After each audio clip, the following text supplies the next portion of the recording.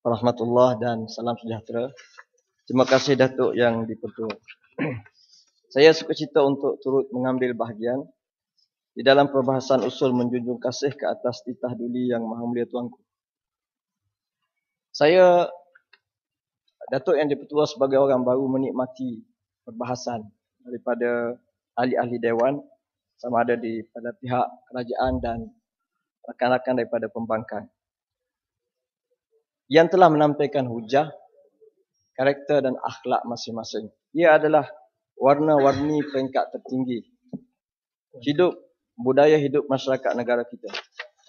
Dan saya semestinya berhak untuk memilih yang baik dan berhak untuk memilih, untuk tidak memilih yang tidak baik. Yang menarik yang saya nak sebut di sini, Datuk yang dipertua, ini adalah satu suasana keadilan yang telah diperolehi oleh ahli-ahli Dewan di dalam menyatakan hak masing-masing. Dan ia adalah peranan yang baik yang telah dimainkan oleh Tuan Yang Dipertua, memberi hak kepada masing-masing. Itulah yang sepatutnya dikecapi oleh rakyat di seluruh negara kita. Hak mereka mesti didengari, hak mereka untuk bersuara dan memilih. Tuan Yang Dipertua, saya suka untuk membacakan satu ayat daripada Al-Quran Karim yang Allah Ta'ala gambarkan kepada kita betapa harmoninya kehidupan apabila neraca keadilan itu ditegakkan di muka bumi. Daripada surah Ar-Rahman, "Was-samaa'a rafa'aha wa wada'al mizan, alla tatghaw fil mizan, wa aqimul wazna bil qisti wa la tukhsirul mizan." Dan langit itu Allah Ta'ala angkat dia tinggi dan jauh daripada bumi. Dan Allah Ta'ala letakkan neraca untuk mengimbangi. Agar kamu, wahai manusia, tidak melampau di dalam memberi neraca ataupun mengimbang. Wa aqimul wazna.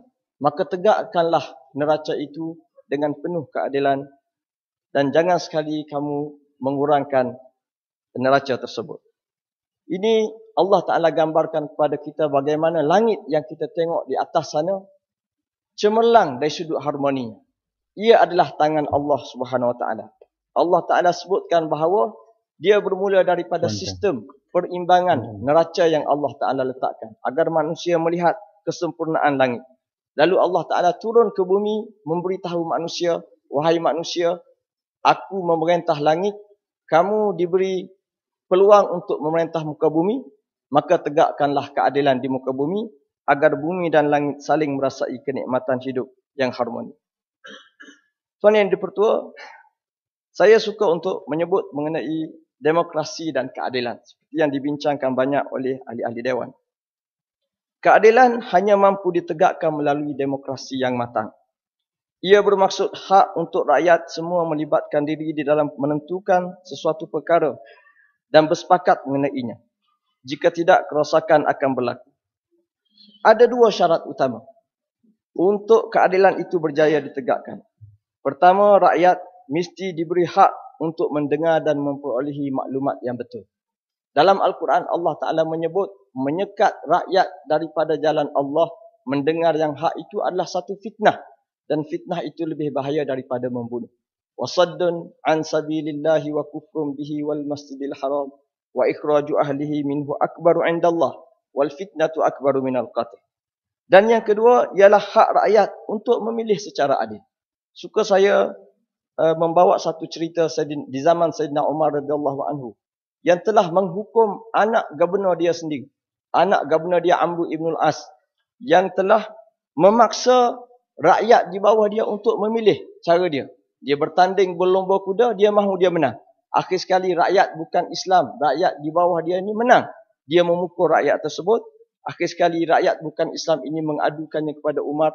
Maka Umar telah menghukum anak gubernur dia sendiri dan mengatakan satu kata-kata yang menjadi asas kepada perundangan Islam. Matasta'badtumun nasa wa qad waladathum ummahatuhum ahrar. Wahai Amr ibn al-As, sejak bila kamu memperhambakan manusia sedangkan Allah Ta'ala telah melahirkan mereka daripada perut ibu-ibu mereka dalam keadaan bebas. Jadi Tuan Yang Dipertua, saya nak sebut dua asas ini, hak rakyat untuk mendengar dan hak rakyat untuk memilih. Inilah yang menjadi isu yang besar dalam perbahasan kita pada kali ini. Dan suka saya nak sebut mengenai undi popular. Rakyat telah mendengar dan dalam pilihan raya umum yang ke-13 baru ini, Pakatan Rakyat untuk kali yang pertama memperolehi undi popular. Saya bukan nak bahas bagaimana sebelum ini, cuma saya nak sebut ini adalah satu arus suara rakyat yang telah memilih Pakatan Rakyat di dalam menggambarkan betapa mereka tidak puas hati terhadap kerajaan. Jadi saya mengharapkan kerajaan yang telah kembali memerintah untuk mendengar suara rakyat ini. Kerana tidak mendengar ataupun melawan balik suara rakyat ini akan mendatangkan masalah bala kepada pihak kerajaan sendiri. Jadi ini permintaan saya. Yang kedua, secara ringkasnya saya sebut, Islam adalah agama yang universal. Rahmatnya adalah untuk sekalian alam. Wa ma arsalnaka illa rahmatan lil alamin. Umat Nabi Muhammad adalah seluruh manusia selepas lahirnya Rasulullah sallallahu alaihi wasallam. Kita mesti memahami, ulama kita menyebut umat Nabi Muhammad bukan hanya umat Islam, bahkan juga umat bukan Islam yang dipanggil ummatu ijabah dan ummatu dakwah. Yang telah memeluk Islam adalah ummatu ijabah. Yang masih belum memeluk Islam itu adalah umat dakwah. Jadi di dalam kita memahami Islam ini, tuan yang dipertua, mestilah kita melihat bahawa pembinaan sebuah negara kita dalam masyarakat majoriti Muslim hendaklah dipahami bahawa negara ini bukan agama, bukan negara umat Islam, tetapi agama rakyat. Sebuah negara rakyat yang meliputi Islam dan bukan Islam. Justru kesaksamaan Islam boleh dilaksanakan di dalam negara kita yang bersifat majmuk agama, bangsa dan budaya. Tuan yang dipertua, Islam menawarkan dua perkara yang perlu difahami oleh kita semua. Pertama, Islam menawarkan kebahagiaan di dunia dan akhirat. Dan caranya mudah, iaitu apabila manusia memperakui Allah Ta'ala sebagai Tuhan yang esa dengan memeluk agama Islam ataupun mengucapkan kalimah syahadah. Ini adalah pilihan untuk manusia. Yang kedua, Islam menawarkan kebahagiaan di dunia saja. Dia tidak perlu memeluk Islam, tetapi untuk hidup bahagia di dunia dan harmoni, Islam menawarkan kaedah-kaedah, asas-asas yang membawa kebahagiaan kepada manusia di dunia sebelum mereka kembali ke hari akhirat. Justru Islam menganjurkan negara sivil, bukan negara untuk Islam saja, negara madani dengan kewarganegaraan, semua menikmati hak-hak yang sama. Dalam Piagam Madinah yang menjadi piagam pertama hak asasi manusia semenjak 1400 tahun lepas, yang dibina di negara kota Madinah oleh Rasulullah sallallahu alaihi wasallam, Nabi telah menyebut lahum ma lil muslimin wa alaihim ma 'alal muslimin. Untuk orang bukan Islam, hak mereka sama dengan hak yang diperolehi oleh umat Islam.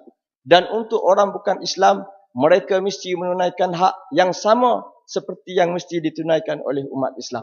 Jadi inilah asas yang mesti dibina dalam sebuah negara.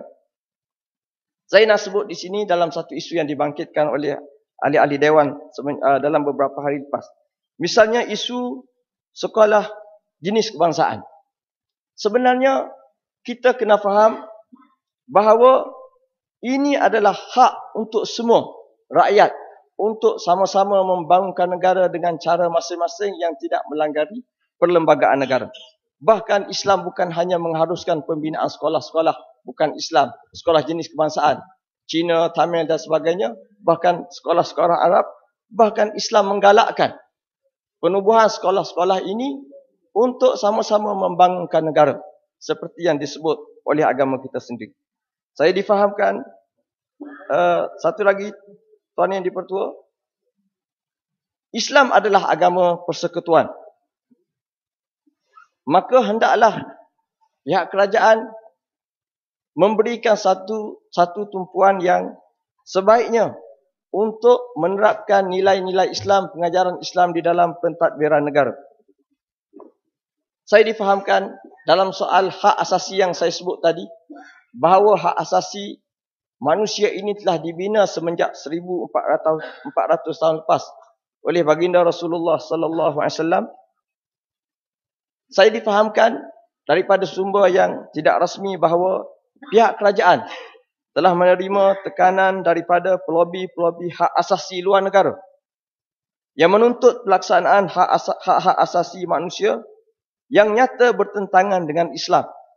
Seperti hak untuk menukar agama orang Islam, berpindah agama ataupun murtad, ataupun hak untuk mengamalkan amalan-amalan yang tegas dilarang oleh agama seperti isu LGBT. Saya mendapat sumber yang ini bahawa kerajaan menerima tekanan dan saya nak ingatkan umat Islam dan masyarakat negara kita menuntut supaya kerajaan jangan tunduk kepada tuntutan ini yang nyata tidak mahu melihat Islam sebagai agama persekutuan yang tercemar. Kita harap pihak kerajaan mengambil perhatian dan kami daripada pihak pembangkang sentiasa mahu melihat pihak kerajaan apabila kita menuntut hak asasi itu dilaksanakan di negara kita, hendaklah menjadikan isu hak asasi ini berteraskan agama Islam sebagai agama persekutuan. Kemudian Tuan Yang Dipertua, saya ingin menyentuh soal pembangunan belia negara. Belia seperti yang kita tahu telah banyak dibincang oleh beberapa orang ahli yang berhormat. Adalah pengenalan terbaik untuk kita mengenali masa depan negara kita. Pembinaan negara boleh diringkaskan sebagai pembinaan belia negara. Rasulullah sallallahu alaihi wasallam di dalam sabdanya, apatah lagi Al-Quranul Karim, sentiasa memuji belia negara dan menghangatkan mereka agar melakukan kecemerlangan. Itulah harapan yang mesti kita sematkan di dalam menentukan dasar belia negara kita. Isu belia, Tuan Yang Dipertua, begitu rumit. Daripada soal pendidikan sampailah isu sukan negara. Kita berhadapan dengan bahaya keruntuhan moral belia dan isu dadah yang membunuh belia. Sehingga negara dilihat bukan membina pejuang berani mati, tetapi negara kita dilihat membina perompak berani mati. Ini masalah yang berlaku dalam negara kita. Ya, Pasal Mas, 2 minit lagi. Ya. Apabila dia melibatkan isu dadah yang membahayakan negara. Pembinaan belia mestilah dalam kerangka Islam. Kerana nilai utama belia Muslim adalah hendaklah dibina dengan cara Islam yang telah ditetapkan oleh Allah Subhanahu wa taala. Alladzina immakkannahum fil ardi aqamus salah wa atawuz zakah wa amaru bil ma'ruf wa nahaw 'anil munkar. Ini adalah kewajipan negara, kewajipan pemerintah yang memerintah. Dalam pembinaan negara, Allah Ta'ala telah sebut dengan jelas di dalam Al-Quran bahawa pembinaan budaya Muslim hendaklah bermula dengan perkara yang asas, iaitu hubungan mereka dengan Allah Subhanahu Wa Ta'ala, iaitu membina mereka dengan solat. Jangan kita kata solat ini adalah kewajipan ibu bapa. Di dalam Al-Quran menetapkan kewajipan menyuruh anak-anak belia Muslim ini solat adalah kewajipan sebuah kerajaan. Yang kedua, barulah bermula dengan pembinaan ekonomi negara. Kita binakan nilai dalam diri belia negara dengan nilai agama, kemudian baru kita fikir wa'atawuz zakah, menunaikan zakat yang terlibat dalam soal soal ekonomi, memberi kerja kepada belia negara.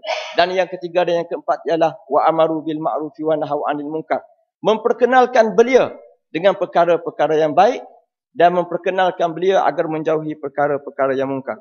Saya menyeru pihak kerajaan mengislamkan dasar belia. Maaf saya sebut kataan mengislamkan dasar belia negara agar tidak kontradik dengan Islam. Pihak kami daripada PAS dan daripada Pakatan Rakyat bersedia untuk memberikan kerjasama daripada sudut kepakaran dan ilmu demi ingin melihat pembangunan belia negara yang berjaya. Dan akhir sekali, Tuan Yang Pertua, isu Kelantan sikit. Sila. Agak sentimental sebab ayah saya pernah menjadi Menteri Besar Kelantan. Tuan Yang Pertua, saya pohon dalam ucapan yang ringkas ini, mintalah sangat-sangat agar kerajaan memberikan hak kepada Kelantan menikmati apa yang telah dinikmati oleh negeri-negeri lain. Dan saya kongsikan bersama dengan Sabah, negeri Sabah dan Sarawak. Setiap kali saya pergi ke Sabah dan Sarawak, saya akan tanya diri saya, mengapalah, saya tak kata mengapalah Kelantan jadi macam Sarawak dan Sabah. Tetapi saya kata, mengapalah Sabah dan Sarawak jadi macam Kelantan dianaktirikan. Jadi saya ingin berkongsi dengan negeri Sabah dan Sarawak agar kerajaan mengambil satu inisiatif yang khusus untuk membangunkan 3 negeri yang telah dianaktirikan. Minta maaf kalau kita bersengketa dalam soal negeri Kelantan daripada pihak pembangkang. Tetapi saya yakin rakyat Kelantan seluruhnya merasai keperitan dianaktirikan oleh kerajaan negeri Kelantan. Ya, Jadi saya Mas. menuntut itu semua. Dan akhir sekali, saya nak baca satu saja. Al-malu malun nas. Sayyidina Muawiyah radhiyallahu anhu di awal pemerintahan, dia merasakan apabila dia jadi khalifah, maka dia layak untuk menggunakan harta yang sampai dalam perbendahaan negara dengan kehendak dia sendiri. Dibahas oleh sahabat Abu Dzar Al-Ghifari mengingatkan Muawiyah, wahai Muawiyah, harta itu bukan harta engkau boleh beri pada siapa yang kau mahu, tapi harta itu adalah harta rakyat. Berilah kepada rakyat yang berhak. Terima kasih. Ya, terima Assalamualaikum kasih Pak warahmatullahi wabarakatuh. Mas.